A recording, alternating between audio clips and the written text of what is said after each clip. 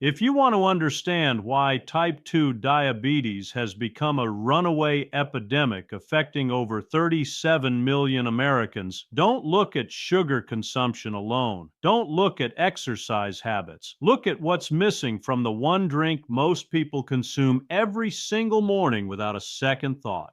That daily ritual, that morning cup of coffee, could be the most powerful metabolic reset tool sitting in your kitchen right now, but only if you add one specific compound that transforms it from a simple caffeine delivery system into a pharmaceutical grade insulin sensitivity activator. Hi, I'm Dr. Liana. I'm an emergency medicine physician and metabolic disorder researcher. And here's a number that should stop you cold. By the time most people receive a type 2 diabetes diagnosis, they've already lost between 40 and 50% of their pancreatic beta cell function. Those are the cells responsible for producing insulin. They don't die overnight. They've been deteriorating silently for years, sometimes decades, while fasting blood sugar creeps from 95 to 100 to 110 to 125. And here's what almost nobody tells you. That progression is not inevitable. It is reversible. And the reversal can begin tomorrow morning with 1 teaspoon of a compound that costs less than $12 and sits on grocery store shelves right now, completely overlooked by 98% of coffee drinkers at the carbohydrates going in. It's about what happens at the cellular level when those carbohydrates arrive. It's about insulin resistance as exhausts itself. Those beta cells that have been working overtime for years start to fail. They can't keep up with the demand. And that's when your fasting blood sugar starts climbing. That's when the diagnosis comes. But here's what most people never hear from their doctor. That entire cascade, that entire progression hinges on one master regulatory switch inside your cells, a metabolic sensor called AMPK. AMPK stands for adenosine monophosphate activated protein kinase. Think of AMPK as the foreman on a construction site. When it's activated, it tells your cells to stop storing energy and start burning it. It tells muscle cells to open their glucose channels without needing insulin to unlock the door. It tells your liver to stop making new glucose from scratch and start responding to insulin signals properly. It tells fat cells to release stored triglycerides for energy instead of accumulating more. AMPK is the metabolic master switch. When it's on, insulin sensitivity is high and blood sugar is controlled. When it's off, insulin resistance dominates and blood sugar spirals. Here's where coffee enters the equation. Coffee contains over 1,000 bioactive compounds. Most people only think about caffeine.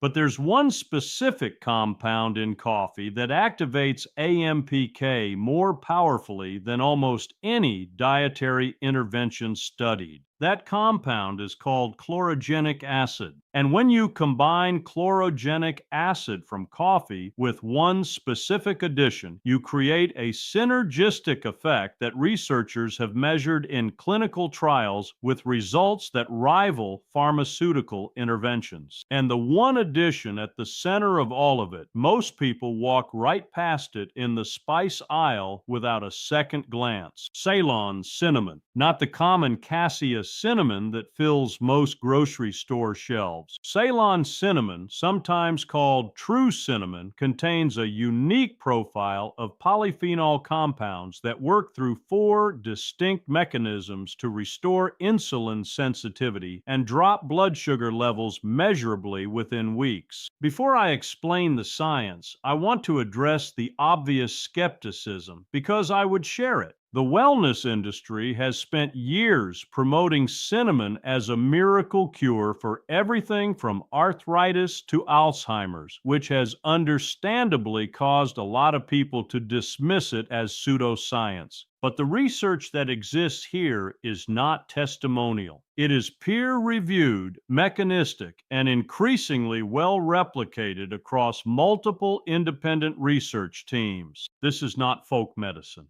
This is molecular biology. Researchers at the Beltsville Human Nutrition Research Center, which is part of the United States Department of Agriculture, conducted a landmark study that recruited 60 adults with newly diagnosed type 2 diabetes. For 40 days, participants consumed 1, 3, or 6 grams of cinnamon daily while maintaining their normal diet and medication regimen. The results were remarkable. All 3 dosage groups showed significant reductions in fasting blood glucose, with the 1 gram group showing an 18 to 29% reduction. That translates to blood sugar dropping from 140 milligrams per deciliter to under 110 in subjects who changed nothing except adding cinnamon to their daily routine.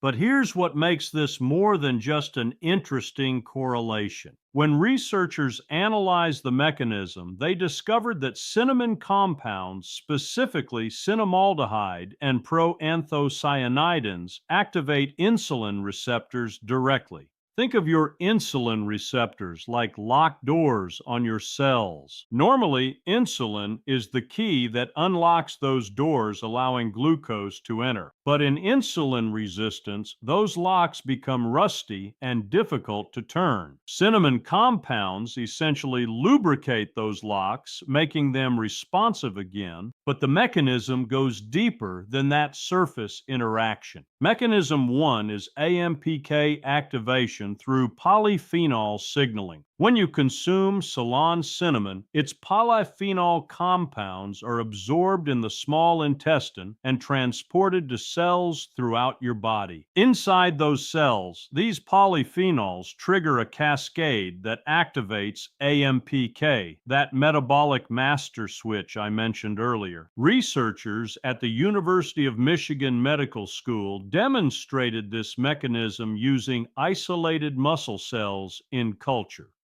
When they exposed those cells to cinnamon extract equivalent to what you'd get from 1 teaspoon of ground cinnamon, AMPK activation increased by 48% within 2 hours. That activation persisted for over 6 hours after the initial exposure. Here's why that matters. When AMPK is activated, it tells muscle cells to open their glucose transporter channels called GLUT4 without needing insulin to unlock them first. Imagine your cells normally requiring a key, insulin, to let glucose inside. AMPK activation creates an emergency side door that glucose can pass through directly. This is the same mechanism that exercise activates, which is why physical activity improves blood sugar even in insulin-resistant individuals. Cinnamon essentially mimics the metabolic signal of exercise at the cellular level. Mechanism 2 is insulin receptor phosphorylation and sensitization. This is where the synergy with coffee becomes critical. Coffee contains chlorogenic acid, which on its own improves insulin sensitivity through antioxidant and anti-inflammatory pathways. But when combined with cinnamon polyphenols, something remarkable happens at the insulin receptor itself.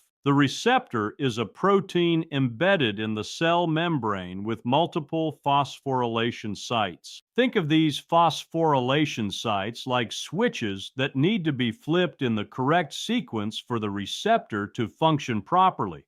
A study from the Karolinska Institute in Sweden examined this mechanism in adipose tissue samples from 42 participants with metabolic syndrome. They found that cinnamon extract increased insulin receptor phosphorylation at specific tyrosine residues by 31% compared to placebo. What this means in practical terms is that the same amount of insulin produces a stronger cellular response. Your pancreas doesn't have to work as hard. It doesn't have to produce as much insulin. And that reduced insulin demand gives your exhausted beta cells time to recover and regenerate. Mechanism 3 is glycogen synthase activation and hepatic glucose suppression. Your liver plays a massive role in blood sugar regulation that most people completely underestimate. Between meals, your liver produces new glucose from scratch through a process called gluconeogenesis. Think of your liver as a glucose factory that runs night and day. In healthy metabolism, insulin tells that factory to shut down production when you eat because glucose is coming from food. But in insulin resistance, the liver ignores that shutdown signal. It keeps manufacturing glucose even when your bloodstream is already flooded, driving blood sugar even higher. Researchers at the Chinese University of Hong Kong studied this mechanism specifically in a trial involving 91 adults with impaired fasting glucose. Participants consumed 3 grams of cinnamon daily for 16 weeks. Using advanced metabolic tracing techniques, researchers measured hepatic glucose production before and after the intervention. The cinnamon group showed a 22% reduction in overnight hepatic glucose output compared to placebo. That reduction was comparable to the effect of metformin, the most commonly prescribed diabetes medication, but without any of the gastrointestinal side effects that cause many patients to discontinue metformin. The mechanism behind this effect involves activation of glycogen synthase, the enzyme responsible for converting glucose into glycogen for storage. When glycogen synthase is active, your liver stores glucose instead of releasing it. Cinnamon compounds activate this enzyme through both AMPK-dependent and AMPK-independent pathways, essentially flipping your liver from glucose production mode into glucose storage mode. Mechanism 4 is inflammatory pathway inhibition through NF-kappa B suppression. Here's something that doesn't get discussed enough in conventional diabetes education. Chronic low-grade inflammation is not just a consequence of insulin resistance. It's a driver. Inflammatory signaling molecules called cytokines interfere with insulin receptor function and promote insulin resistance at the cellular level. This creates a vicious cycle where insulin resistance causes inflammation, which worsens insulin resistance, which causes more inflammation. A meta-analysis published in the Journal of the Academy of Nutrition and Dietetics analyzed data from 10 randomized controlled trials involving 543 participants with type 2 diabetes or prediabetes. The analysis found that cinnamon supplementation significantly reduced markers of inflammation, including C-reactive protein, tumor necrosis factor alpha, and interleukin 6. The mechanism involves inhibition of NF-kappa B, a protein complex that acts like the master switch for inflammatory gene expression. Think of NF-kappa B as the fire alarm for your cellular inflammation response. When it's constantly activated, your cells exist in a state of perpetual emergency, churning out inflammatory molecules that damage insulin receptors and promote insulin resistance. Cinnamon polyphenols essentially silence that fire alarm, allowing the inflammation to resolve and insulin signaling to normalize. Now here's where coffee amplifies all 4 of these mechanisms. Coffee's chlorogenic acid independently activates AMPK through different molecular pathways than cinnamon. When you combine them, you get additive AMPK activation. Coffee also contains compounds called caffeistol and caweol that enhance insulin receptor sensitivity through mechanisms distinct from cinnamon. And coffee's caffeine increases metabolic rate and fat oxidation, which reduces the lipid accumulation in muscle and liver tissue that physically interferes with insulin signaling. A study from Harvard School of Public Health following over 88,000 women in the Nurses' Health Study over 20 years found that women who consume 4 or more cups of coffee daily had a 29% lower risk of developing type 2 diabetes compared to non-coffee drinkers.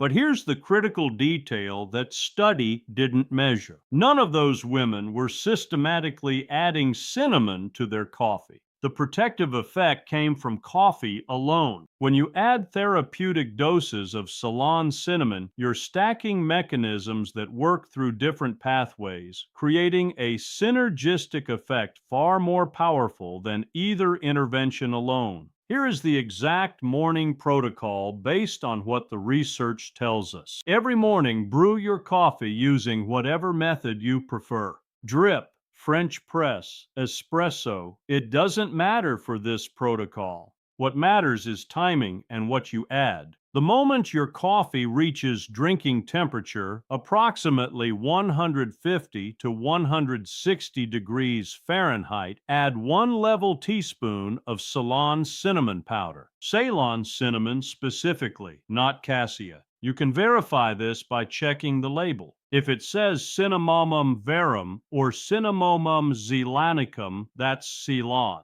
If it says Cinnamomum cassia or doesn't specify the species, that's cassia cinnamon, which contains high levels of coumarin, a compound that can cause liver toxicity at the doses required for metabolic benefit. Stir the cinnamon thoroughly into your coffee until it's completely dissolved. This is critical because cinnamon's polyphenol compounds need to be in solution to achieve optimal absorption in your digestive tract.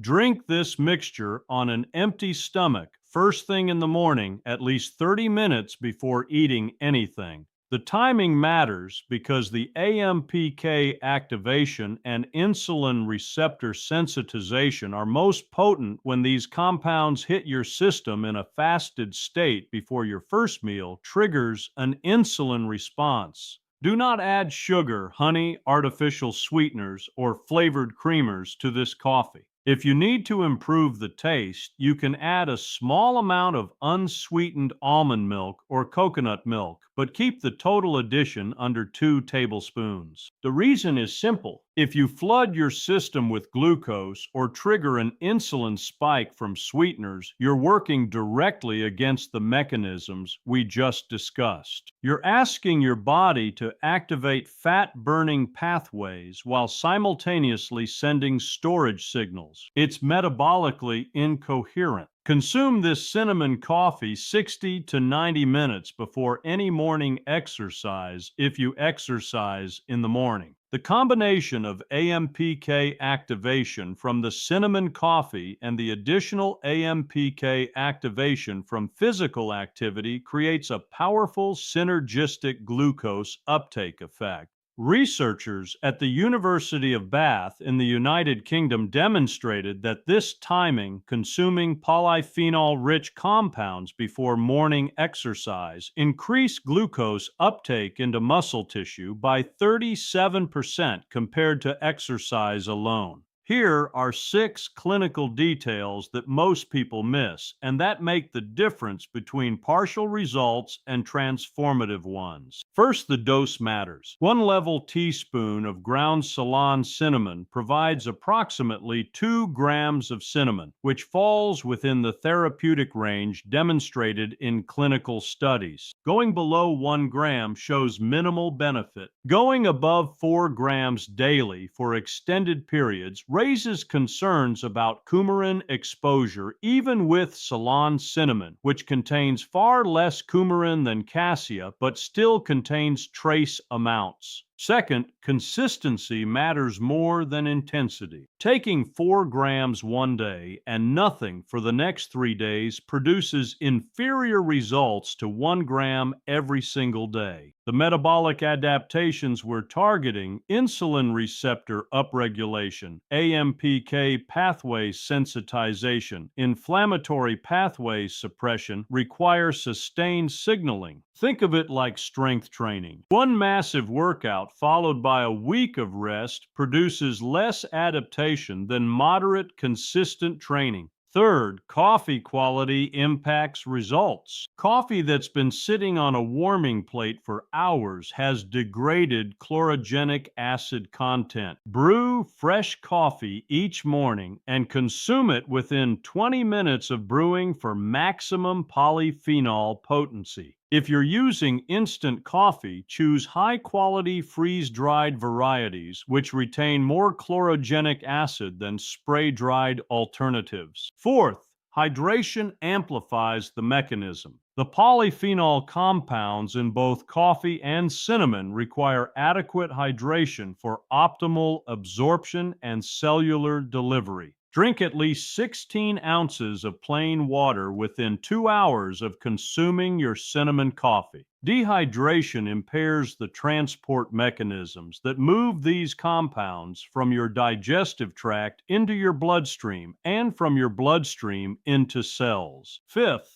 meal timing after consumption matters. Wait at least 45 minutes after finishing your cinnamon coffee before eating your first meal. This fasting window allows the AMPK activation and insulin sensitization to establish before you introduce dietary glucose. When you do eat, prioritize protein and healthy fats in your first meal, rather than leading with high glycemic carbohydrates. Starting with eggs, avocado, or Greek yogurt rather than toast or cereal prevents the blood sugar spike that would work against the insulin sensitivity you just activated. Sixth, expect a timeline of 3 to 4 weeks before blood sugar changes become consistently measurable. Some people see fasting glucose drop within the first week, but for most people, the biological adaptations, increased insulin receptor density, improved AMPK signaling, reduced hepatic glucose output, operate on time scales of 21 to 30 days. This is not an overnight fix. It's a metabolic reprogramming that requires sustained, consistent application. Here are the 5 mistakes that cancel the benefits and that I see people make repeatedly. Mistake 1 is using cassia cinnamon instead of Ceylon cinnamon. Cassia contains coumarin concentrations between 0.4 and 8% by weight. At therapeutic doses of 2 to 4 grams daily, you could be consuming 40 to 320 milligrams of coumarin daily.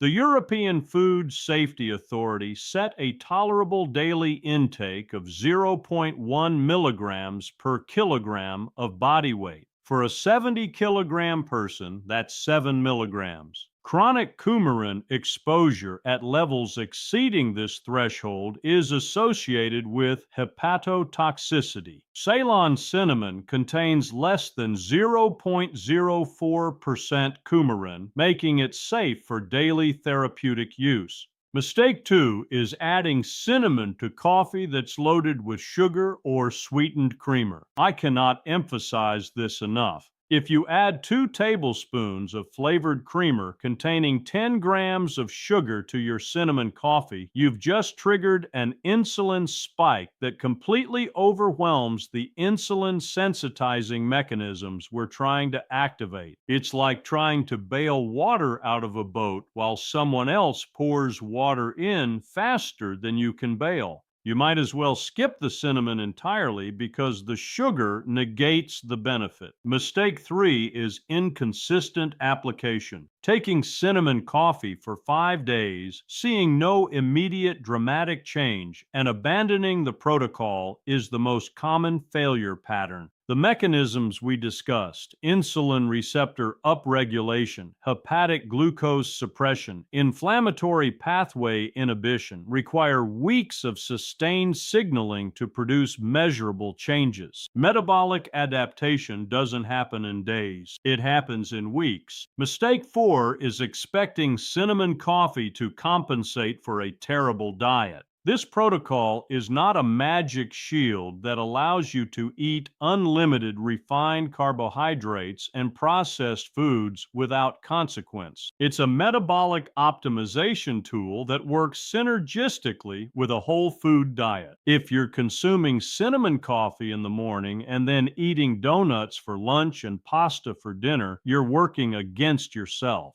The protocol amplifies good dietary choices. It doesn't override bad ones. Mistake 5 is not tracking the metrics that matter. If you're not measuring fasting blood glucose at least weekly, you have no idea whether the protocol is working. Get an inexpensive glucometer. Test your fasting blood sugar first thing in the morning before consuming anything. Track it in a simple spreadsheet. You should see a downward trend over 4 to 6 weeks if you're implementing the protocol correctly and maintaining reasonable dietary choices. If you're not seeing improvement after 6 weeks of consistent application, that's feedback that something else in your metabolic equation needs adjustment, whether that's stress management, sleep quality, overall diet composition, or underlying medical issues requiring professional evaluation. Let me bring it all together clearly. Type 2 diabetes and prediabetes are not genetic sentences. They are metabolic states driven by insulin resistance at the cellular level. That insulin resistance is mediated by specific molecular pathways, including AMPK suppression, insulin receptor desensitization, hepatic glucose overproduction, and chronic inflammation. Every single one of those pathways is modifiable through targeted nutritional intervention. Ceylon cinnamon activates AMPK, sensitizes insulin receptors, suppresses hepatic glucose output, and inhibits inflammatory signaling through mechanisms that are peer-reviewed and well-documented.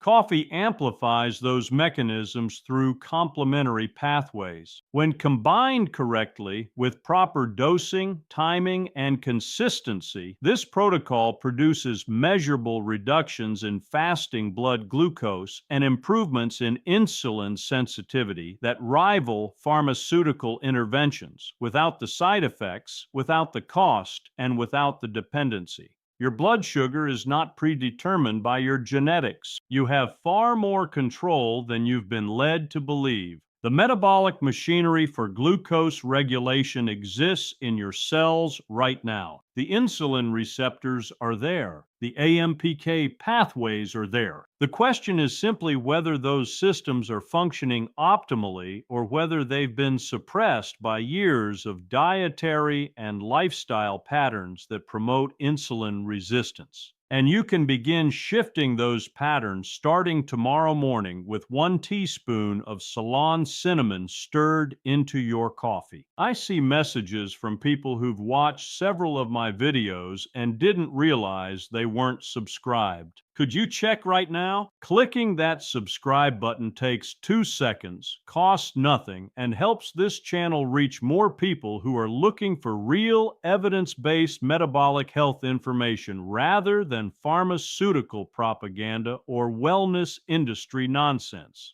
If this information was useful to you, please share this video with someone you care about who's struggling with blood sugar issues or who's been told diabetes is a one-way progressive disease. They deserve to know there are options beyond medication and resignation. Check out my previous video where I break down the 5 foods most people eat every single day that are actively destroying insulin sensitivity and exactly what to replace them with. The body you will have 6 months from now is being built by what you eat and drink consistently starting today. Make that reality work in your favor. Dr. Liana out.